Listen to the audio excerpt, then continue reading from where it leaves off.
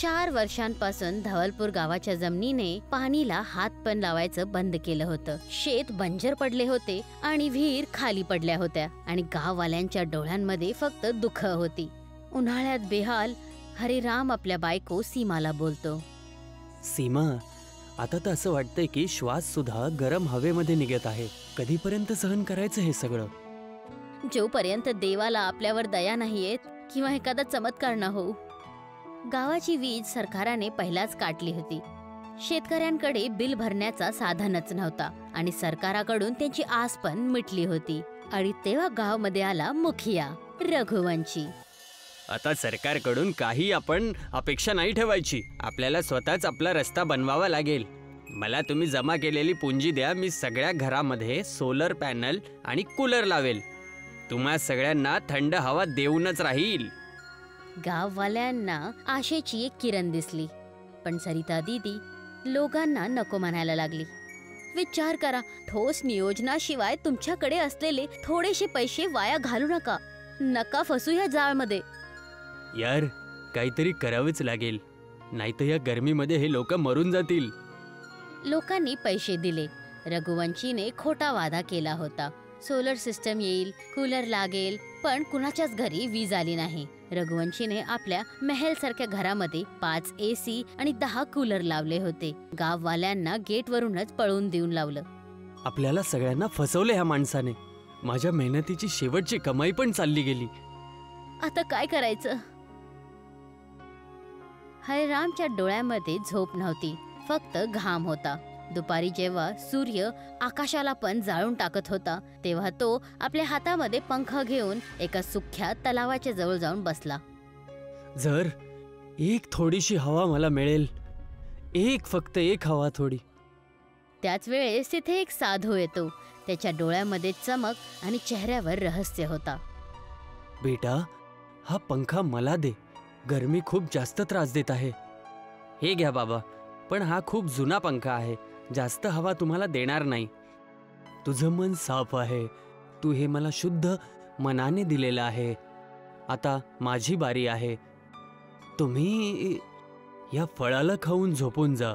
जे स्वप्नामध्ये दिसेल उद्या सकाळी तिथेच जा. तुझं समाधान तिथेच लपलं आहे. इतकं बोलून साधू तिथून निघून गेला. कोणाला काहीच नाही समजलं. हरिराम फळं घेऊन घरी परत आला. एखादा खुळा साधू तर नव्हता. स्वप्नामध्ये कोणी समाधान शोधतं का? माहिती नाही का, पण मी विश्वास करत आहे. बहुतेक हीच माझी शेवटची अपेक्षा आहे. रात्री हरिराम फळ खातो आणि जसंच त्याला झोप आली, त्याला एक अद्भुत स्वप्न पडलं. हे कुठं आलोय मी?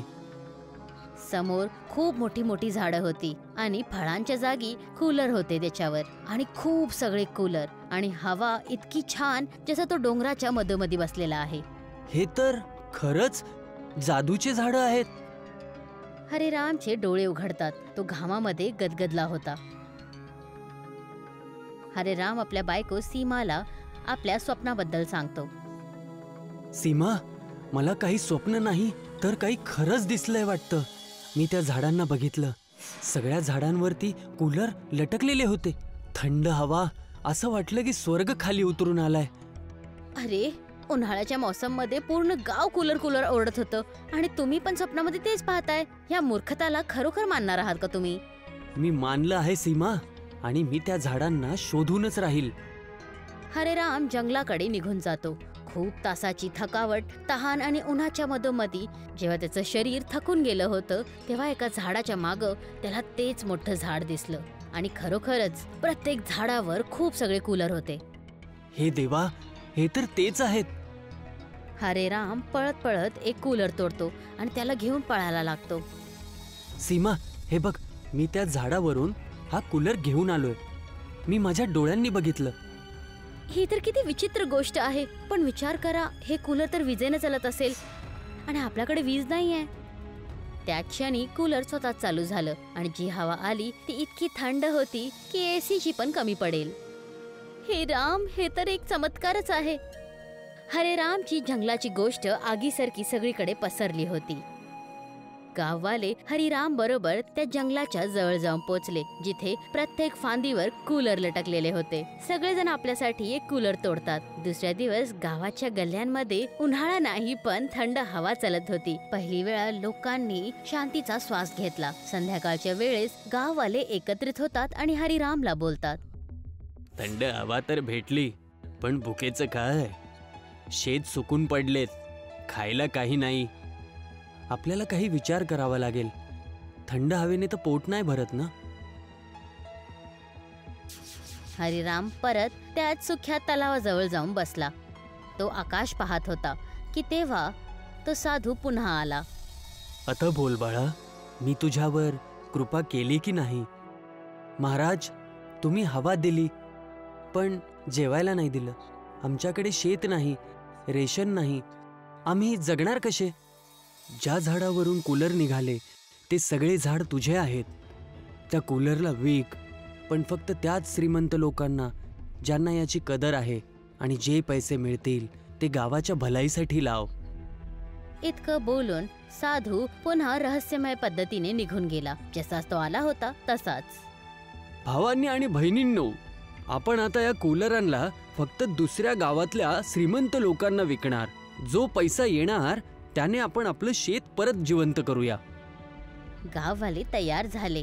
शहरांनी श्रीमंत गावामध्ये विकण्यासाठी. हळूहळू गावामध्ये धान्य यायला लागलं. वाळलेली शेतं पुन्हा हिरवगार झाली होती आणि थंड हवा बरोबर पोटाची भूक पण शांत झाली. इथे गावाची बदलणारी परिस्थिती रघुवंशीकडे पण पोचली होती. थंड हवा आणि आनंद भरलेले चेहरे रघुवंशीला बेचैन करत होते. भीमा, बघत आहेस, हे गाव तर पूर्णपणे बदललं आहे. प्रत्येक घरामध्ये कूलर आहेत आणि माहिती नाही हे कूलर कुठून आलेत, जे बिना विजेचे चालतात. आणि आता तर त्यांच्याकडे पैसे पण यायला लागलेत. आणि असंच चालत राहिलं तर यांचे शेत सुद्धा परत हिरवे होतील आणि माझं नाव घेणारं कोणीच नाही राहणार. मालक, मला पत्ता लागलाय की हे सगळं हरिराममुळे होत आहे. एका जंगलामध्ये खूप सारे झाडं मिळालेत ज्यांच्यावर कूलर उगवले जातात. काय मूर्खपणा बोलत आहेस? गाववाल्यांना माहिती नाहीये की मी तुमचा माणूस आहे, पण हे खरंय की मी सोबतच त्यांच्यासोबत जंगलात गेलो होतो. मी माझ्या डोळ्यांनी बघितलंय खूप सारे मोठे झाडं ज्यांच्यावरून कूलर थंड थंड हवेचे पडत होते. तो मग ठीक आहे, गाववाले जेव्हा त्या झाडावरून कूलर तोडायला जातील तेव्हा आपण पण जाऊया आणि त्या झाडांना आग लावून टाकू. ना राहील बास, ना वाजणार त्यांची बासुरी. हरिराम गाववाल्यांबरोबर झाडांजवळ पोचलाच होता की मागून रघुवंशी आणि भीमा सुद्धा आले. भीमाला त्यांच्या बरोबर बघून गाववाले अचंबित राहिले. भीमा, तू तर आमच्या सोबत होता.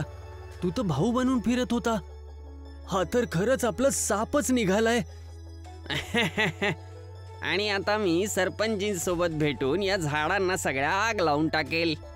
भीमा आणि रघुवंशी पेट्रोल आणि डिझेलने त्या झाडांना जाळण्याचा प्रयत्न करायला लागले, पण आग जळतच नव्हती.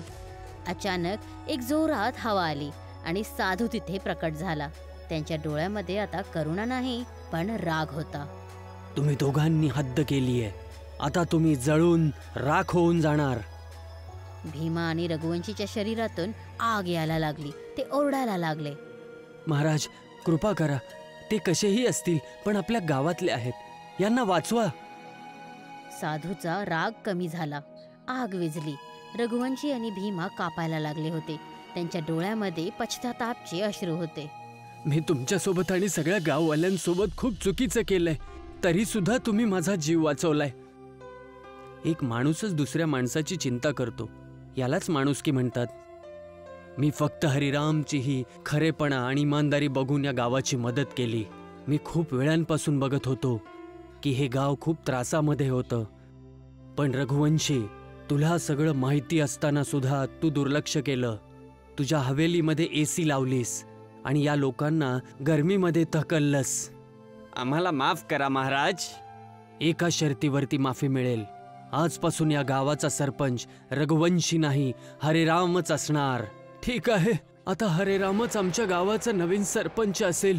प्रत्येक घरामध्ये थंड हवा, शेतांमध्ये हिरवगार आणि लोकांच्या मनामध्ये एक आशा होती. हरेराम आता फक्त प्रत्येक घराची राहत नाही, पण पूर्ण गावाची आवाज बनला होता. आणि आता धवलपूर आता खरोखरच हरितपूर झाला होता, जिथे झाडं कूलर द्यायचे आणि माणसं माणुसकी.